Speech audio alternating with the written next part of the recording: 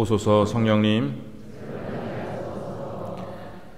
9월이 되니 갑자기 시간이 빨리 가는 느낌이 드네요. 벌써 9월 중순입니다. 오늘은 성 십자가 현양 축일입니다. 현양은 들어 높인다는 말인데요. 예수님께서는 복음에서 제1독서의 말씀을 인용하시며 모세가 광야에서 뱀을 들어 올린 것처럼 사람의 아들도 들어 올려져야 한다고 말씀하십니다. 예수님이 십자가에 달리셔서 높이 들어 올려지신 것은 세상의 눈에는 수치와 모욕이었지만 하느님의 눈에는 우리를 향한 당신의 사랑이 온 세상에 드러나시는 순간이었습니다. 전승에 따르면 콘스탄티누스 대제의 어머니인 헬레나 성녀께서 기원 후 326년 예루살렘 성지 순례를 하시다가 예수님께서 달리신 십자가를 발견하셨다고 합니다. 이를 기념하기 위한 성전이 예루살렘에 지어져 335년 9월 13일에 봉헌되었고 다음 날인 9월 14일 예수님의 십자가가 들어 올려져 신자들의 경배를 드린 것이 오늘 축일의 기원입니다. 해마다 9월 순교자 성월에 순교자를 한 분씩 소개해 드리고 있는데요. 오늘은 우리나라의 두 번째 사제이신 최양업 토마스 신부님에 대해 말씀드리고자 합니다. 최양업 신부님은 피를 흘린 순교자는 아니시지만 복음을 위해 모든 것을 바치셨기에 땀의 순교자라 불립니다. 최양업 신부님은 1821년 충남 청양의 다락골에 있는 교우촌에서 성 최경환 프란치스코와 복자 이성래 마리아의 장남으로 태어났습니다. 청양 다락골에서 어린 시절을 보낸 최양업 신부님은 박해를 피해 여러 곳을 옮겨 다닌 가족들을 따라 경기도 안양에 있는 수리산으로 이주하여 살았습니다. 1836년 15살이던 해에 신학생으로 선발되어 김대건 안드레아, 최방제 프란체스코 하비에르와 함께 모방 신부의 지도로 공부를 시작했습니다. 그해 12월 세 소녀는 압록강을 건너 중국까지 걸어갔고 다시 남하하여 이듬해 6월에 마카오에 도착하여 본격적인 사제 수업을 시작하였습니다. 도착한 지 5개월 만에 최방제는 열병으로 선종하였습니다. 최영업과 김대건 신학생은 16살이 되던 1839년 4월 마카오의 밀란으로 필리핀으로 피신하였다가 11월에 다시 돌아왔습니다. 이 시기에 고국에서는 엄청난 일이 벌어졌는데 7월 31일 최영업 신부님의 가족들이 교우들과 함께 체포되어 끌려간 것입니다. 아버지 최경환 프란치스코 성인은 2달 동안 태장 340대와 곤장 110대를 맞았고 9월 11일 마지막으로 곤장 25대를 맞고는 이튿날 34세 나이로 순교하셨습니다.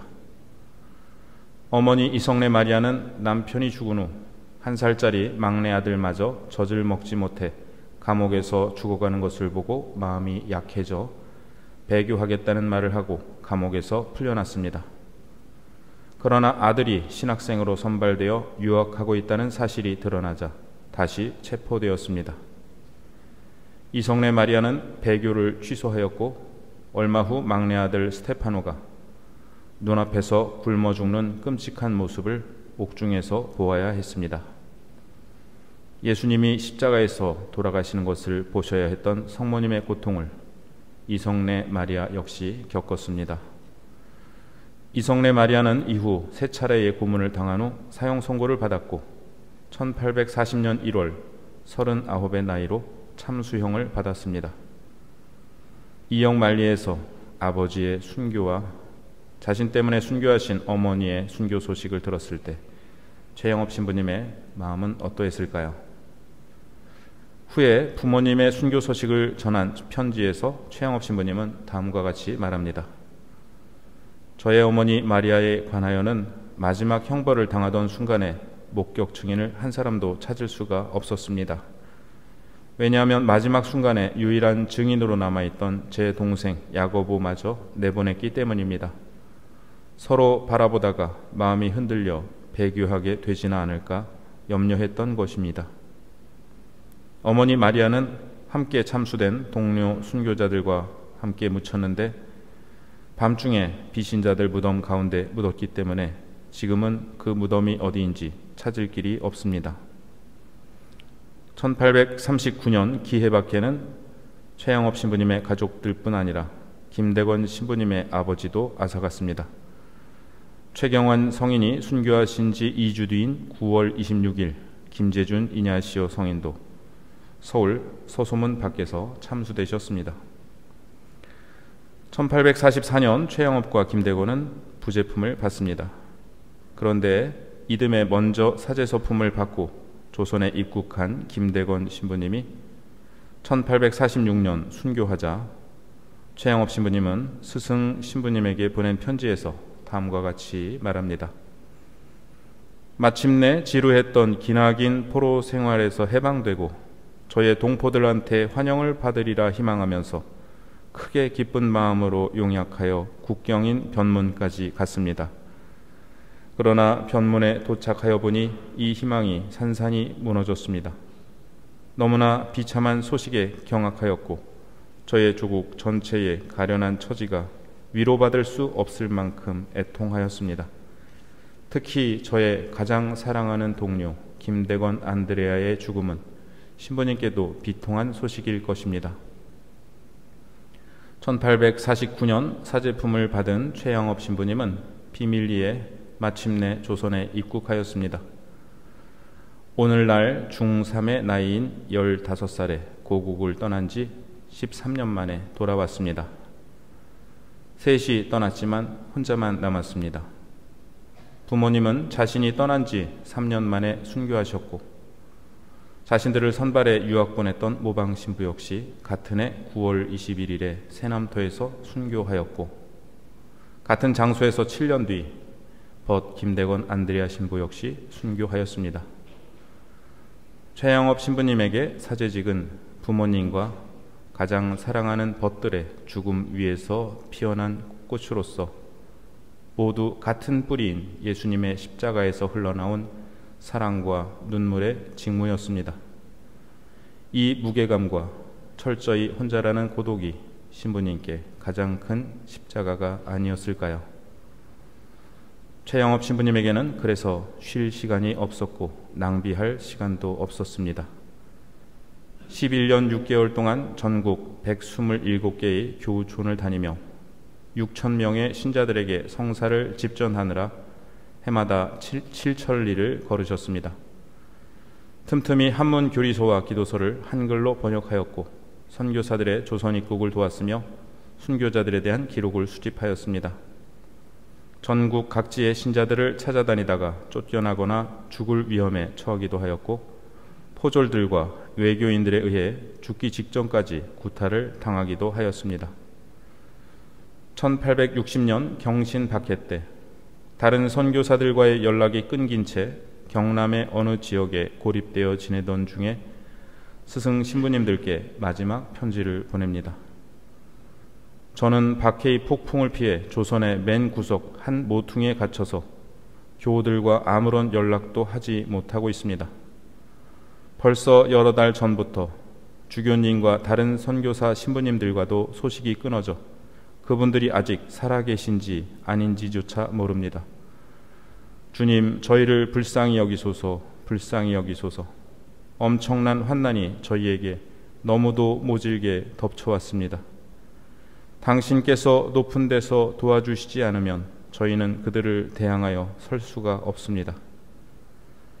지극히 경외하올 신부님들께서 열절한 기도로 우리를 위하여 전능하신 하느님과 성모님께로부터 도움을 얻어주시기를 청합니다.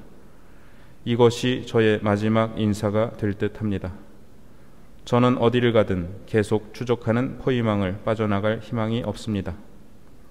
이 불쌍하고 가련한 우리 선교지를 신부님들의 지속적인 염려와 지치지 않는 사랑에 거듭거듭 맡겨드립니다. 최양업 신부님은 마침내 갇혀있던 곳을 빠져나왔지만 이듬해인 1861년 과로와 장티푸스가 겹쳐 40살의 나이로 선종하십니다. 당시 조선 대목구장이던 성 베르네 주교님은 프랑스 파리외방 전교회 교장 신부에게 보낸 편지에서 다음과 같이 전합니다. 최양업 신부가 처해 있던 위험에 대한 소식을 들은 뿌르띠에 신부는 마지막 성사를 주기 위해 갔습니다. 그러나 최양업 신부는 말을 할 수 없었습니다. 죽어가는 그의 입술에서 새어나오는 말은 단 2마디였습니다. 그것은 예수 그리고 마리아였습니다. 이 편지를 쓰신 베르네 주교님 역시 5년 뒤 병인박해 때 서울 새남터에서 순교하십니다. 당시 프랑스 선교사들은 조선을 세상의 재물로는 가난하지만 십자가로는 비옥한 복된 선교지라 불렀습니다. 십자가를 사랑하고 온몸으로 짊어지신 순교자들과 온 생명을 다해 복음을 전하신 최양업 신부님께로부터 우리는 참 신앙을 물려받았습니다. 세상을 어지럽히고 백성을 속이는 거짓의 종교들과는 너무나 다른 참된 진리를 피와 눈물로 우리에게 전해주신 것입니다. 거짓 종교의 중심에는 힘과 돈이 있고 참된 종교의 중심에는 십자가가 있습니다. 오늘 묵주기도를 바치면서 더욱 경건하게 십자가에 입을 맞추며 기도를 시작해야겠습니다. 묵주기도는 우리가 최양업 신부님처럼 예수와 마리아라는 거룩한 이름을 반복할 수 있는 기도입니다.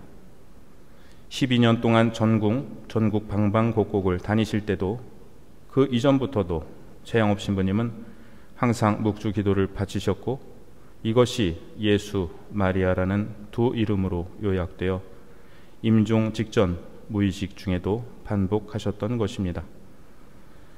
최양업 신부님이 돌아가시기 4년 전 스승 신부님께 보낸 편지의 한 대목을 인용해 드리겠습니다. 한 가지 청을 드리는 것을 잊어버렸습니다. 신부님께서 조선의 모든 교우들에게 줄 만큼 묵주를 갖고 있지는 못하실 줄 압니다. 다만 묵주 만드는 집게를 구하실 수 있으면 보내주십시오.